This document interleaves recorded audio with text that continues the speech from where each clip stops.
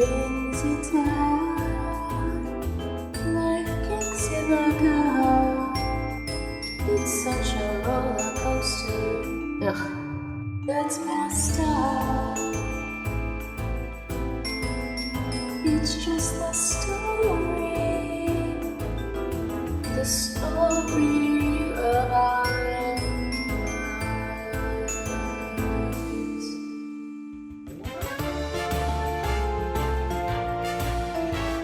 This podcast is brought to you by Creating You. Creating things creatively. That's just the story of our lives. Alright, hello and welcome to the first ever episode of the Life Story Podcast. I'm your host, Andrea Cordova, and today I am all by my lonesome. But that's quite alright. In future episodes, we will have guests that I will be interviewing about their life stories, but a friend of mine on Twitter suggested that I start with myself, and that just makes a whole lot of sense, so I thought, why not? Episode 1 will be my story. But before I get into that, let's, first talk about what this podcast even is. I'm on a mission to prove a point, really, in that no human experience is entirely unique. And what I mean by that isn't to downplay your unique experience in life. What I mean is that every tragedy, every success, no matter what we've done, somebody else can relate to it. And it might not be entirely 100% accurate, but it's the fact that no one is alone. So basically what I'm trying to say is that, at least for me personally, and I can't be alone in this, I get really wrapped up in my own head and constantly compare myself to my peers on social media, and I forget who I actually really am and all of the things that made me who I am today. So I feel as though by making human connections, we can truly grow ourselves as people and just become more accepting of the world around us.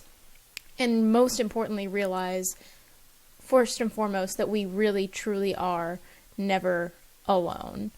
So, I think that having something like this would have helped me when I was at my lowest of lows. So I'm hoping that this can help other people as well.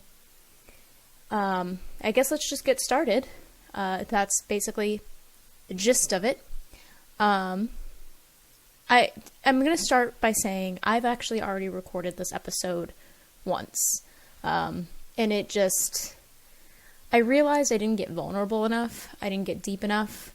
And I can't expect guests on the podcasts to want to get deep if I can't do it myself. So I'm going to kind of just cut the bullshit and keep what's truly important and really stick to like the 3 major things in my life that made me who I am today. And rather than trying to like start at the beginning and go from there. So I guess just a little bit about who I am. My name is Andrea. I grew up originally in El Paso, Texas / Gary, Indiana. I spent early childhood in Gary, Indiana, and teenage life in El Paso, Texas. I graduated from Texas State University in San Marcos, Texas. It's about 20 miles southwest of Austin, Texas, for those of you who don't know where it is. And now I'm living in San Diego and starting my own business and launching my own podcast and doing a whole lot of things that make me feel like I am going crazy. But it's fine. We're here and we are enjoying life. So yeah, let's go ahead and jump into my life story. Like I said, I grew up in El Paso, Texas, predominantly. That's like where the majority of my memories come from, is El Paso, Texas. I did have early childhood developmental stages in life in Gary, Indiana, but nothing really happened there that made me a person, I guess. It was like I was still very small, and we moved away when I was 8 years old. The key things to remember about living there are that I had no idea that it was the murder capital of the United States, because I didn't know. I was too young, and my neighbors didn't. Well, no, that's a lie. One of my neighbors seemed kind of sketchy, but he ended up in jail later. Well, I guess, but I didn't really have a weird, terrible experience in Gary. It was just where I lived. But in El Paso, that's when things started to affect me. So I think one of the biggest things about moving from Gary to El Paso at such a young age was that I feel like it may have potentially stunted my social aptitude. I guess that's the word I'm looking for. I don't know if that's entirely correct, but when I was in second grade, I had all of my friends. Like, we were all best friends since kindergarten kind of vibes. Like, we had known each other for so long. So I was very close with my friends. And so to move away and not really know how to make friends in a new place was a struggle. And I ended up going and starting my third grade class where my mom taught school. My mom's a teacher. She was actually my second grade teacher. That's a fun story for another time.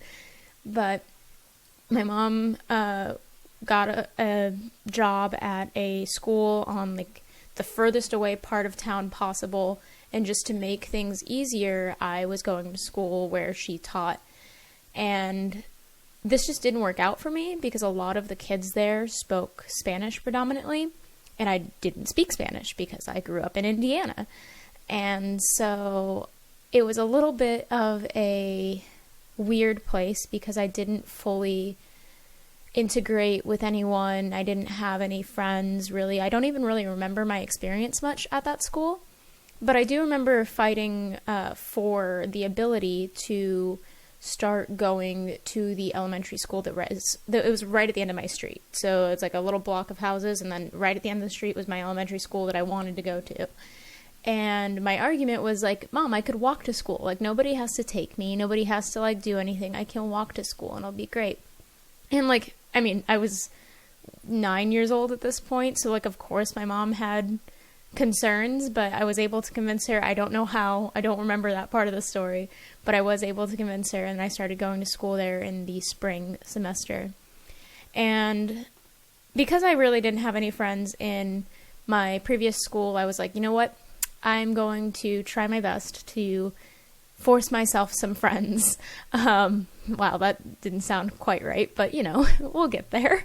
So the only way that I knew how to make friends was find things that you had in common, which, I mean, is true. Like, that's just how friendship works, right? I mean, finding a friend as an adult is equally as difficult.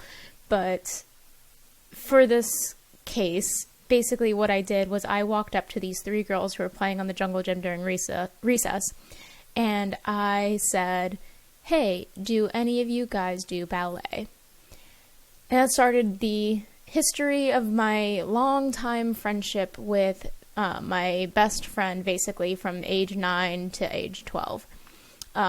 She and I danced ballet together for all of those years. She was a tap dancer as well, and then we both did jazz as well. So ballet and jazz. Loved dancing so much. It was probably the one thing that like really kept me motivated to do things in life, because I was always looking forward to going to dance class after school. So loved dance class, but at 12 years old, that's when I actually stopped doing dance, and I had a good reason. My parents got divorced, and that was the hardest year of my life. When I turned 12, I honestly don't remember much. I have a lot of blocked memories from that time. A lot. So it's kind of hard for me to talk about it because I don't totally know what all went down. But I do know how it makes me feel. I do not have a good relationship with my father, unfortunately. It is not the most ideal of situations, and I was under so much stress that my hair was falling out. It was really, really not a good time.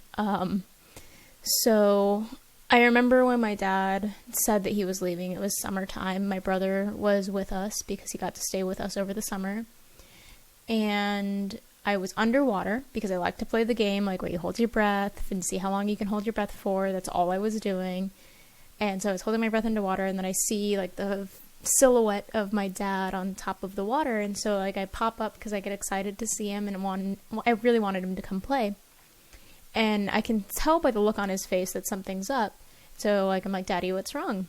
And he said that he was leaving. And it was kind of like one of those things, like, you know how in a dream you don't actually know what happened between point A and point B. You just know that you were at point A and then at point B, but you don't know in the in-between. It was very much like that. That's how it is in my memory. It almost feels like a dream, because I remember getting out of the pool and then sitting in the dining room, like being inconsolable, in tears, in my dad's lap. And so it was definitely not a good day. And I don't really know all of the things that happened after that on that day.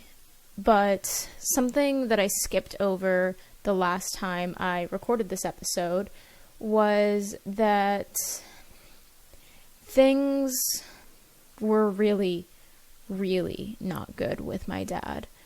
And I've never talked about this publicly before. A lot of my real life friends know this situation, and of course my mom is like my rock.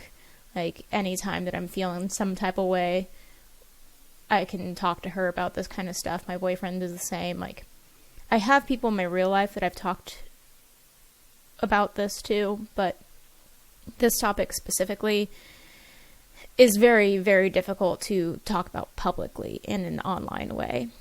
So bear with me. I'm doing my best. Okay, so one of the biggest memories that I have in the first year of the divorce, I don't know when this was. I can't put a finger on date and time. I really don't know. I just know that it was within that first year. My mom put up a really big front. She did her absolute best to not let me see her upset. But when you've been married to a man for 12 years, I mean, you're expected to get upset. You're expected to cry. And unfortunately, being a mom didn't really let her do that. So she needed a day. And I didn't really understand that, obviously. I didn't really know what was happening. But one of her friends coordinated with my dad for my dad to come pick me up to stay the night at his house so she could have one night to be angry. That's all she wanted, was one night to be angry. And so my dad picked me up. I think we went to like Cece's Pizza or some restaurant to eat food, and then he was done with me, and he was like, oh no, I'm taking you back home. Even though I had packed an overnight bag, even though I had it with me, I was going home. And so my dad dropped me off at home, and I opened the door, and all of the pictures on the wall, like we had all of these like family photos and stuff on the wall, all of the ones that had anything with my dad in them were on the floor. There was glass everywhere. And then all of a sudden, the friend of my mom, the mutual friend between my mom and my dad, she comes rushing down the hallway, and she's like, get her out of here. And she starts yelling at my dad, and I just start crying because I don't know what's happening. People are yelling, people are upset, and the picture frames are on the floor, and I couldn't stop staring at the picture frames. So I ended up going with the mutual friend because after she was done yelling at my father, she took me to Krispy Kreme donuts. And I do remember that because I got some donuts and that was exciting. It was a happy moment for me. And she kind of talked to me like a real adult and just said that she was sorry that I had to see anything and that wasn't the intention and it has nothing to do with me. And it was that my mom was angry at my dad. And, it was really nice to have her in this situation, and I don't think me or my mom could have gotten through it without her. So Miss Alex, if you're out there and you happen to come across this one day, thank you. It really meant a lot, like a lot. And so, it wasn't the end of the bad experiences with my dad. Another time, again, that I don't totally know the date or how old I was or whatever was happening. I just remember my dad was dating. My mom never had a boyfriend while I was living under her roof, which thank God, because I probably would not have been able to manage this far in life if she had been dating while I was living under her roof. So thank you, Mom. I appreciate you putting me first, because we can't say that for a majority of parents, to put their kids first. And so thank you for sacrificing your life so that I could have one. But my dad, on the other hand, was one of those that didn't ever put me first. And so he was dating this woman, and I wanted to see my dad. I wanted to hang out with him. I was still pretty young. I was probably 12, 13. It was still within the first couple years of the divorce, so it's not like he waited a long time to start dating other women, but, whatever. But he was dating this woman, and he was living with her, which already weird, because he literally had just left my mom, but I didn't really think anything of it at the time. And so I went over to her house because I wanted to stay the night and watch movies. And so we're sitting on the couch and we're watching a movie and everything's going well and I'm having a good time. And then she comes in to the living room and sits in between us. And my dad let her. And so I kind of just curled up on the other side of the couch and went to sleep. This is when I started to sleep away my issues, I think. A lot of times, even now as an adult, I still do this, where if I'm feeling severe anxiety or if I am really depressed or even if I'm sick, I sleep it away. And I think this is where it started, because I realized that if I'm asleep, I don't care. And that was really the only way for me to get through that.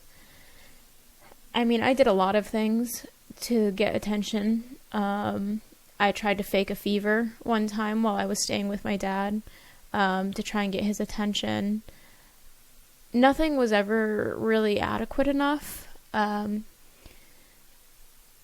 just by the time I was 15 or 16, I'd pretty much given up. I didn't really want to try anymore. But for my 18th birthday, I wanted to give him another shot. And so I invited him to my 18th birthday, and at this time, I want to say he was living in Chicago again, I think, because he stayed with me and my mom, at our house, which was a little bit weird, but my mom's a very kind person, and she let him stay with us. And he, judged the fact that I had 2 dresses, because the way that I treated my 18th birthday is the way that most Latina teenagers spend their quinceañera. So I had a little bit of a court. I had a dance. I had an outfit change. It was a production. It wasn't just a party. It was a production. And I wanted to do it on my 18th. I didn't want to do it on my 15th because 15 meant nothing to me and 16 barely meant anything. So I was I'm going to do it when I'm 18. And that's what I wanted. And my mom let me do it. And we worked real hard to pull that party off, real hard, and it was fantastic. It was everything I wanted it to be, except for my dad, because he judged me for having two outfits, and then additionally made comments about how I should be wearing leather mini skirts and fishnet leggings on the back of a motorcycle, and basically called my boyfriend at the time too feminine, and that he wasn't man enough for me. And I remember that being kind of a real issue with my boyfriend at the time and me. And so, like, I ended up reassuring him and just saying, like, hey, no, like, his opinion means nothing to me. Like, don't take it personally. Like, you've had this talk with my brother before, and he likes you, and that's who's important.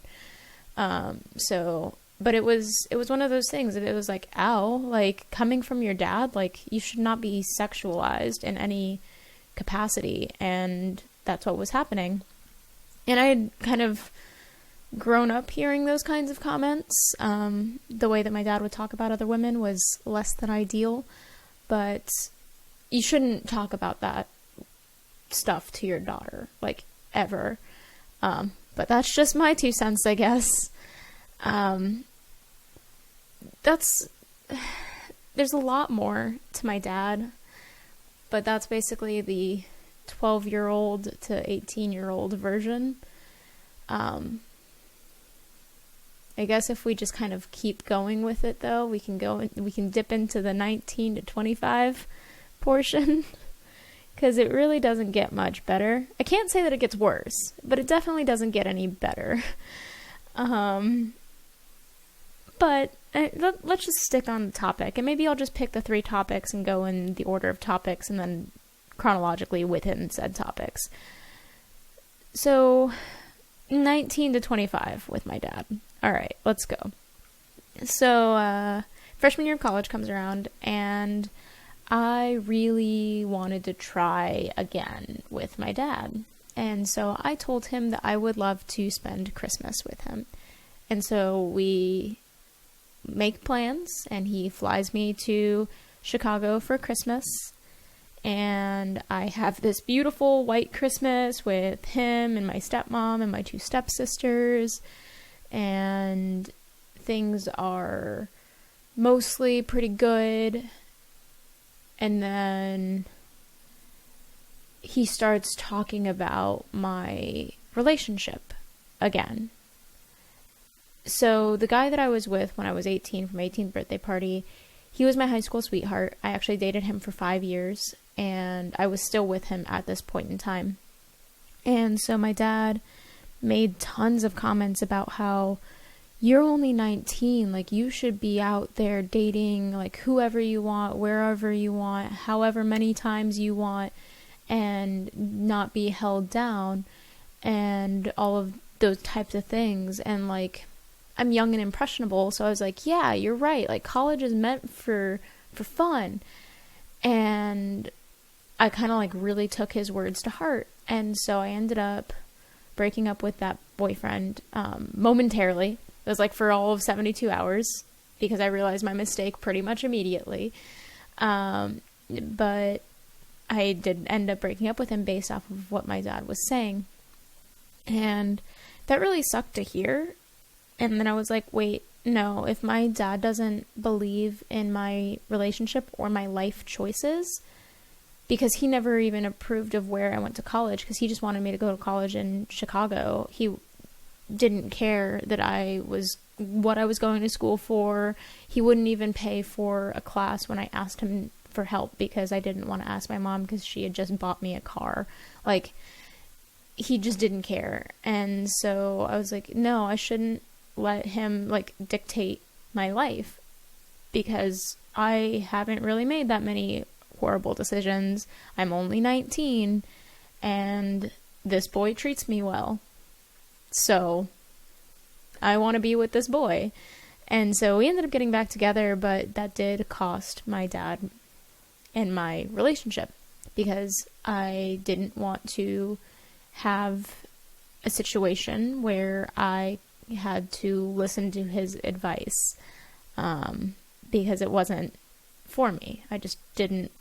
You can't really advise someone on life when you don't really know who they are. And that's the thing with my dad, is he has no idea who I am. He has barely even tried. We're not friends. Yeah, it's really hard to give advice to someone when you don't know anything about them. Like, if I asked him to tell me what my favorite color is, I don't know if he would know the answer. Everything that he knows about me is from when I was 8 years old. So, I don't know. So at this point, I had cut him off pretty much entirely. I just didn't want any part of him, which is fine, because it seems like he didn't really want any part of me either. He unfriended me on Facebook. We didn't talk ever. He didn't reach out. I didn't reach out. Nothing. And then, so life was good, like, for a good couple years, until I was 22, I think. Because this was March of 2018 that this happened. My dad called me, and he told me that he had been diagnosed with stage 4 cancer. I'm trying to remember the exact term of the cancer, and I can't remember it, and I am so sorry. It's the kind of cancer you get from smoking. That's what I can tell you. If you know what kind of cancer that is, please let me know in any shape of form you would like to contact me in. Twitter, Instagram, whatever. Because I can't remember the name of it. But it's the one that you get from smoking. And so it was stage 4, according to him. And he wanted to see me before he passed away. And so, of course, like, I'm in tears. Like, yeah, I hadn't talked to my dad in forever, but that doesn't mean that I wanted him dead, obviously. Like, nobody wants that. And so I dropped everything, and in March of 2018, I spent St. Patrick's Day with him. And it was really difficult. I tried to patch things up with him and my stepmom. My stepmom I didn't really need patching things up with. She's a fantastic human being, and I love her to pieces, and she is just amazing. I really do love her, but I did try to patch things up with my dad, just so that there was no bad blood between us in his time of need, I guess.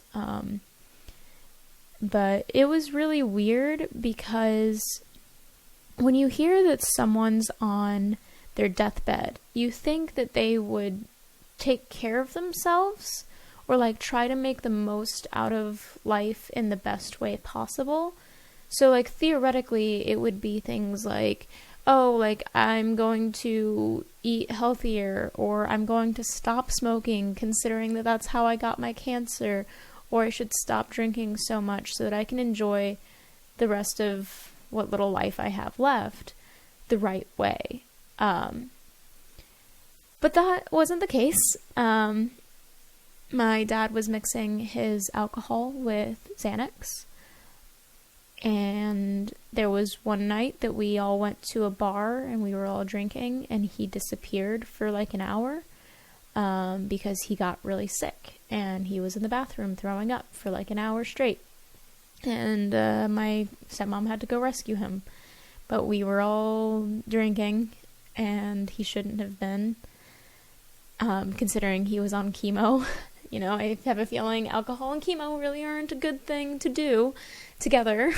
But it was really hard to watch somebody not give a shit. Especially when you're trying so hard to give a shit. So I go home from that trip really expecting that he only has a few months left, and that was going to be the last time that I would see him. But we did try to keep talking and get to know each other. But I never really got that far, because he just didn't understand that I couldn't sit there and watch him kill himself. And that's when things got worse. So August of 2019 was probably one of the hardest experiences I've had with my dad. So when I said that it didn't get worse, I guess it does. So my dad is still alive currently. He was not killed by cancer. He got surgery and got cured, so to speak, but he did continue to smoke and has since had a relapse of cancer, and it's not been great. But in August of 2019, I was on my way to my now boyfriend's grandmother's memorial service, and I was at the airport because we were headed up to NorCal, and we had maybe like an hour before our flight, so we were going to eat some Panda Express and just chill out before we had to fly. And I get a call from my dad, and at this time I had made a promise to him saying, if you call, I will answer no matter what. And if I can't answer, I will text you immediately telling you why I can't answer, and then I will call you back. So I had this deal, and I was like, you know what? I'm going to answer. I'm just going to try and keep it as short and sweet as possible because we are at the airport, and I got to eat. So I answer the phone, and he is very clearly inebriated. And his first words were, I'm going to need you to talk me down, because he was going to kill himself. And he told me that he had a pocket full of narcotics that he was planning to take before driving to a bar and drinking away his life. And I panicked. I started crying, but trying my best to not show that I was crying over the phone. I had my boyfriend dial the Puerto Rican police because my dad is living in Puerto Rico right now. So they got on the line, and I was giving them as many details as I possibly could, except my dad was so inebriated he couldn't actually give me any details. At one point, he said that he was on top of a mountain, which was entirely incorrect. He was not on top of a mountain. He said it was raining, and it wasn't actually raining. He said a whole lot of things until I finally got him to say, like, no, I'm at home. And I was like, oh, thank God. And I was like, okay, like, what's your address? I want to send you something. He was like, I don't have an address. And I was like, well, where do you get your mail? And he's like, a P.O. box. And I was like, well, can I have your P.O. box? And so he gave me his P.O. box. That's the only information I could give to the Puerto Rican police. And then they judged me because how are you his daughter and don't have his address? I don't know, because I've never been to Puerto Rico. I don't, you don't know my life, so, don't make assumptions. If I'm calling you because I have somebody on the phone who's threatening to kill themselves, don't fucking waste time judging me. Do your fucking job and go get him. But anyways, that's not the fucking point. The point is that I went through this traumatic experience, and I don't even know where to begin with how it affected me. But eventually the police did find him. They were able to track him down, and he was put into psychiatric care for several days. On his 5th day in the hospital, he called me from the hospital cell phone number, or the landline, and so I answered, and he told me he didn't remember anything, and that he didn't understand why the police showed up, and I didn't ever want him to know that I was the one who called the police, because I don't want him to hate himself for telling his own daughter that he wanted to kill himself, because I don't think that that's what he wanted to do. I don't think that that's what anybody would want to do, really. It's just one of those situations that his mental illness did get the better of him.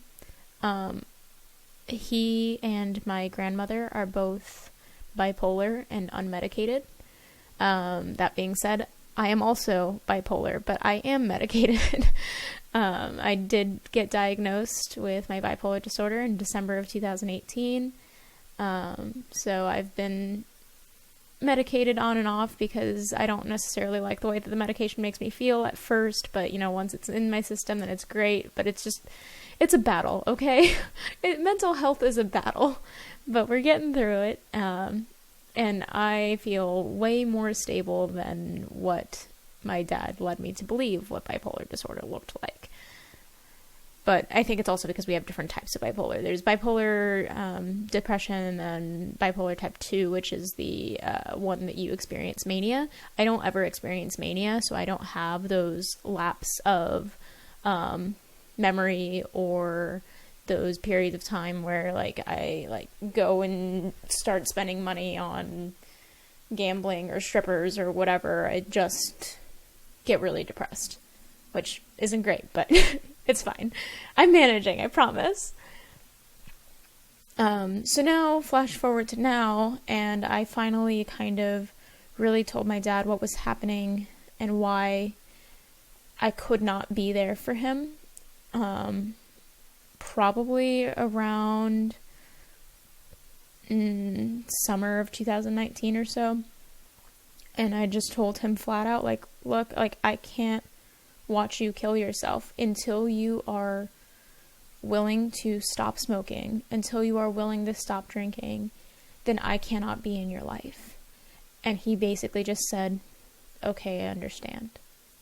Didn't say that he was going to quit anything. So until he does, this is where I am. And it kind of sucks because I would love to have a dad in my life. But I don't. And that's okay. Because it's made me a very independent woman. It's made me not like to rely on people. I do my best to be as independent as possible. And it also made me want to be the exact opposite of him. So I don't lie. I don't cheat. I don't treat people as if I'm better than them anymore. Sorry for the people that I did back in high school. I had a complex. I'm sorry. But it did really, really change me as a person. The only thing that it really messes me up with is, it's a pretty much cliche. I do have daddy issues, which means that I have trust issues and it can affect my relationships. But my current boyfriend, Kevin, he is amazing and has never given me a reason to not trust him or to believe that he would do anything like the way that my dad did to my mom. So I'm in a good place. I'm in a great place with my life. But that's the main thing in my life that really, really made me who I am today. The other things that I wanted to talk about were bullying, specifically, and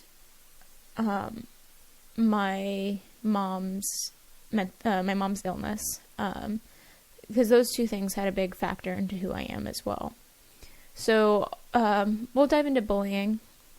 I started being bullied around the age of 12. Haha, funny.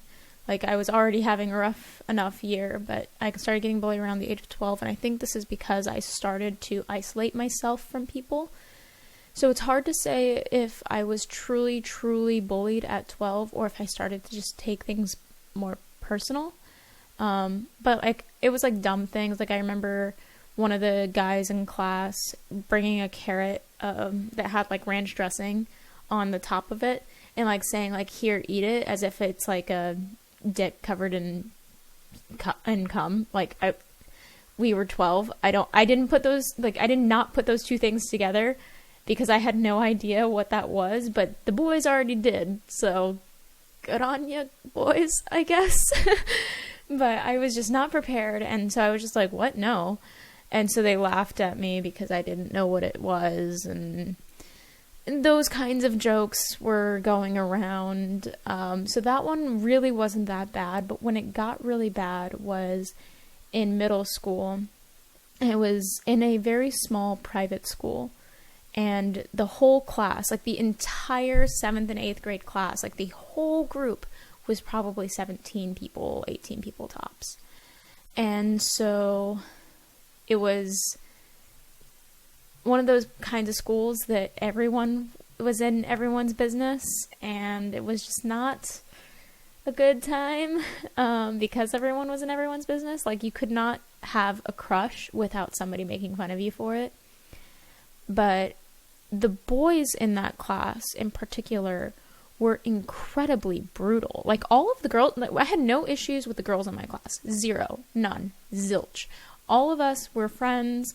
We all went to each other's birthday parties. We all had sleepovers together because we all liked High School Musical and we all liked the Cheetah Girls. We all went to a Cheetah Girls concert together. Oh no, that was actually not in middle school. That was elementary school still. I digress. We all still had the same things in common. So all of the girls in class, like, I remember we had High School Musical 1, 2, and 3 viewing parties at one of my friends' houses. Like, we had a strong group.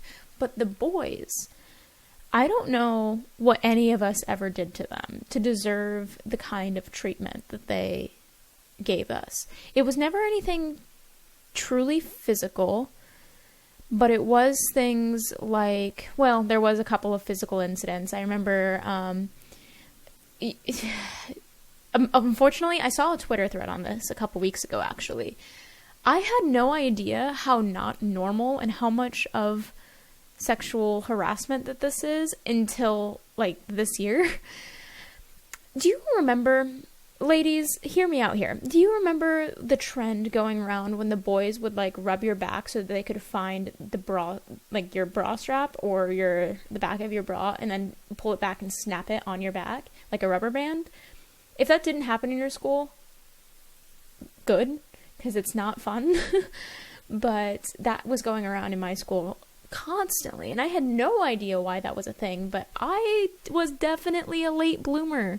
I did not start wearing a bra until, I must have been 14 when I started wearing a training bra. I don't know, I was a very late bloomer. And I just remember the boys in my class going to grab my bra and then realizing I wasn't wearing one and then making fun of me for being flat-chested. Like, that's like the worst thing you can do to a young girl is just make fun of their boobs, whether they're too big or too small. Just they're not yours. Stop commenting on it. All it does is create endless amounts of absolute garbage self-esteem. Because from that moment on, I begged my mom to get me a training bra, and then on top of that, I stuffed my bra until, like, probably sophomore year in high school. And it was all because of some dumbass boy's comment about me being flat-chested. You know what's great about being flat-chested? I don't have to wear a bra, asshole. Now that I'm 25, I get to be excited about that, but at that time it was like boobs were everything. Same thing with having a butt or whatever, like, the way that you looked mattered way too much. So, it was one of those issues that I was constantly bullied for my appearance, and it made me have an incredible lack of self-esteem. And then I switched schools because my mom started to realize just how bad it was, and so I switched schools and I started going to a public middle school where the bullying got a little bit more physical, not like punches to the face type physical, but a piece of pizza being stolen off of my lunch plate without my consent, or my phone being knocked out of my hand and then flown several feet into the air and then dropped on the ground and then screen shattered and then nobody pays for it except for my mother. My iPod being stolen out of my backpack. My backpack being thrown into the trash can and spit on, my sunglasses being borrowed, quote unquote, and then being gaslit into believing that they weren't mine in the first place. my name being written on some arbitrary list in the boys' bathroom. I mean, the list goes on, and granted, this is going to sound like an excuse because, like, I was kind of an easy target because I've always been a teacher's pet. I loved school. I loved going to school. Oh, I actually forgot one of the biggest things that, like, really, like, my mom, when she found out about this, I had a custom flute that was Iron Man colors because I loved Iron Man, so it was red and gold. And I'd been playing flute since I was like 10 years old, and I loved this flute. And I was gearing up for a competition, and the weekend before the competition, my flute was stolen. A $1,200 custom flute was stolen. Not like because I was careless, not because it was a jab at like the band or anything. It was literally, I heard, word got around, it was stolen because it was a competitive high school's colors, and I wasn't allowed to have a flute in those colors if I was going to be attending this school. I don't know whether or not that's true. I hope it's not true. What I'm hoping is that someone really needed the money, and so they did something that they're not proud of, and they stole the flute and then they pawned it. Even though I went to every single pawn shop in the fucking city and told them, if you see this flute, call me, and I never got a call. I just hope it was for a damn good reason. That's all. Because that made me quit band entirely. Because then in high school I took up color guard instead, which granted, I did appreciate color guard way more than I ever appreciated playing the flute. I'm glad I never did marching band with the band, so to speak. But, yeah, piano was my favorite instrument, and color guard was way better than trying to play an instrument. So, it all panned out just fine, but man, that flute was beautiful. But yeah, I basically feel like I was just an easy target because I was a teacher's pet and all of the faculty liked me. So it was one of those kinds of things, but that doesn't mean, that's not an excuse to bully somebody. Like, just cut that shit out, please. Like, can we just get rid of bullying entirely? Thanks. But the biggest thing that I want to address with bullying is that I wasn't really bullied in high school, or if I wasn't paying attention to it, because unfortunately, the way that I processed the bullying was not the most healthy of ways. I was constantly told, like, oh, like, you're being bullied because you're prettier than them, or, oh, you're being bullied because you're better than them, which, granted, is great advice, and, like, especially, like, if you don't really know what kind of advice to give, and you're just, like, trying to make somebody feel better for the amount of bullying that they're experiencing. But for me, I started believing those words too much, and I was like, yeah, I am prettier than them. Yeah, I am better than them. They're just jealous. And I developed this horrific complex that made me a total bitch to be around in high school. So I am so sorry to everyone and anyone that I may have offended, because you probably didn't deserve it. I was just going through some things. We were all going through some things. High school is not fun for anyone, really. But if it makes you feel any better, college kind of whipped me into shape and knocked me out my ass. So, you know, we're good. We're good, right? And so, yeah, by college, I kind of woke up and actually became a real human being and realized, yeah, I need to kind of stop being such a little bitch. So, I'm not a bitch anymore. I like to think that I'm mostly, or I try to be a good person 99.999% of the time. I could be a better friend because, I mean, everyone gets in those points with their self-absorbed, but depression is one of those things that, like, really kind of makes you really self-absorbed because you're like, man, no, like, nothing is worth it. I just want to be in bed, and I'm going to let myself just be in bed because I'm depressed. And that's not an excuse. I need to, like, force myself to, like, go to my friend's party or actually text my friend and just say, like, hey, how are you doing? Hello, like, I miss you. Like, I just need to get out of that. And I hope that hearing that might help someone else too, because depression's a bitch, man. God, it sucks. And then the last thing that I wanted to bring up was my mom's illness and how that shaped me as a person. So when I was probably around 4 or 5 years old, I remember this incident where my mom had collapsed in an airport. I believe it's in an airport. She might be able to correct me if I'm wrong here. This is just what my memory is saying, and I feel like this is probably one of my earliest memories. I remember seeing my mom in a wheelchair surrounded by paramedics. She wasn't able to breathe. They had called 911, and I was crying because I didn't understand what was happening, and it was just me, her, and my dad. And flash forward, I don't exactly know, again, time, place, anything like that. It's just kind of like dreamlike when I think about this whole situation, but my mom was on life support.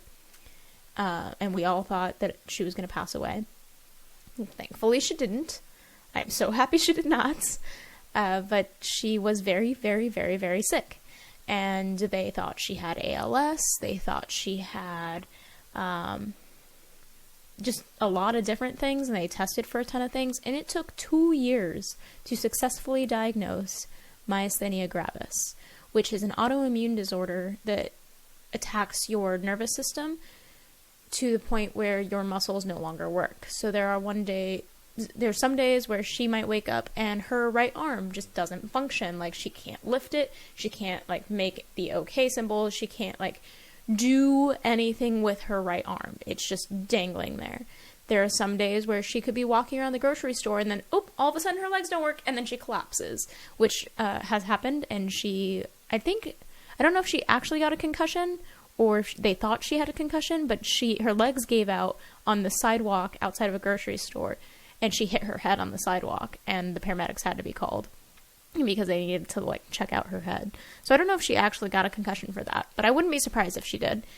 So there's, like, all these kinds of horrific stories of my mom not doing so hot, and I think the biggest thing that shaped for me is my level of understanding and compassion. Because the thing with myasthenia gravis is that you can't see it. You just have to take the person's word for it. There are no visible symptoms of what that looks like, except for she does have a droopy eye. Like, her eyelid might droop on days that she's feeling exceptionally unwell. So that's usually the only tell, like, that you can see on her body that, oh yeah, maybe she's not doing so well. She does have, like, a couple of other tells, like maybe, like, if she's curling her hair and, like, she has her one hand supporting her elbow while she's, like, curling her hair or brushing her hair. That's one of the tells. But lately she's been doing much, much better as far as I know. I live quite a while away from her because she is still in El Paso and I'm in San Diego. But as far as I know, she is doing much better, but she's also been taking care of herself way better. So my relationship with my mom is very, very strong. And every time I've ever needed anything, or even if it's just like a shoulder to cry on, she's always, always been there. And so I honestly, like, don't know what I would do without her.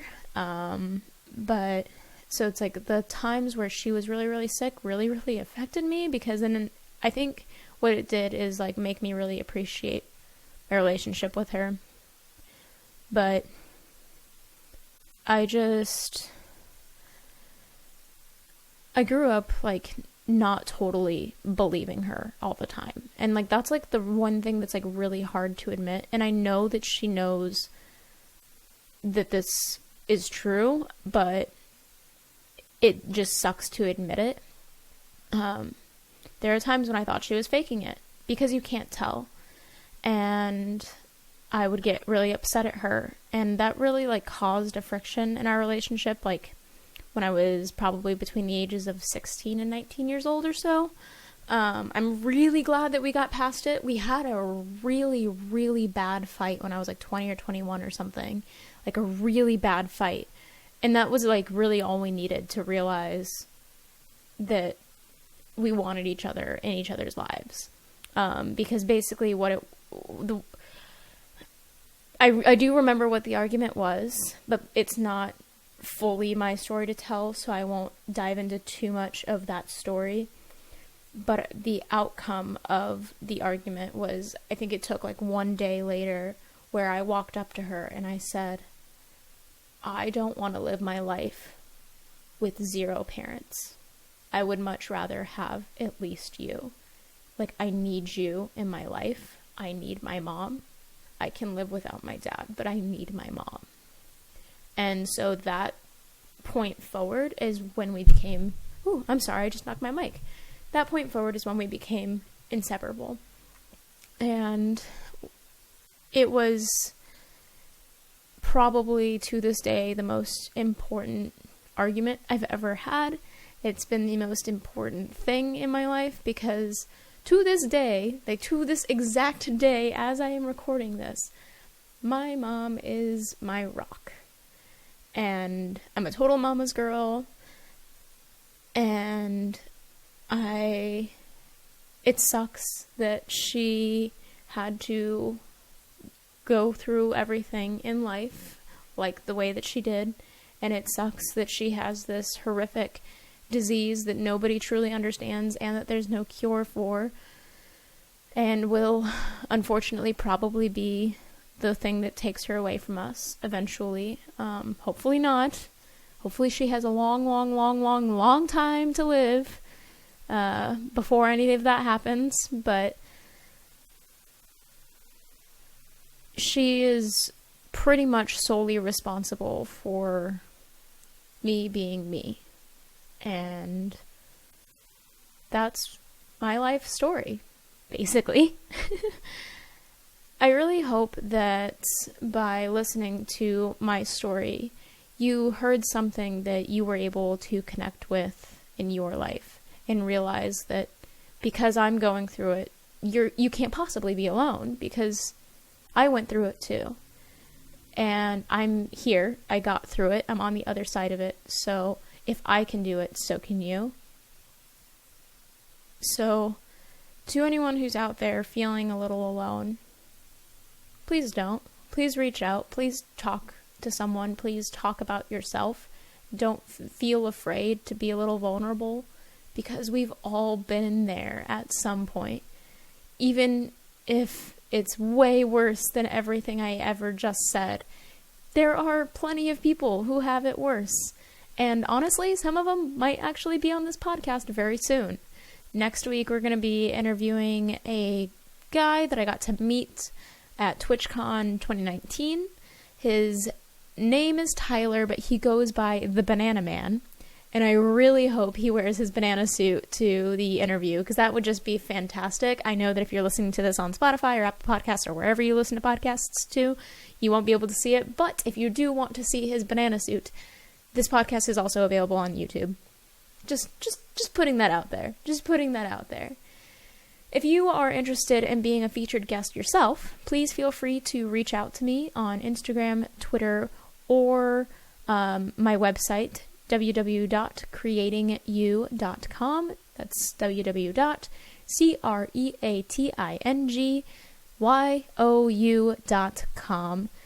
And you can just go to the contact page, fill out the form, tell me that you want to be on the podcast.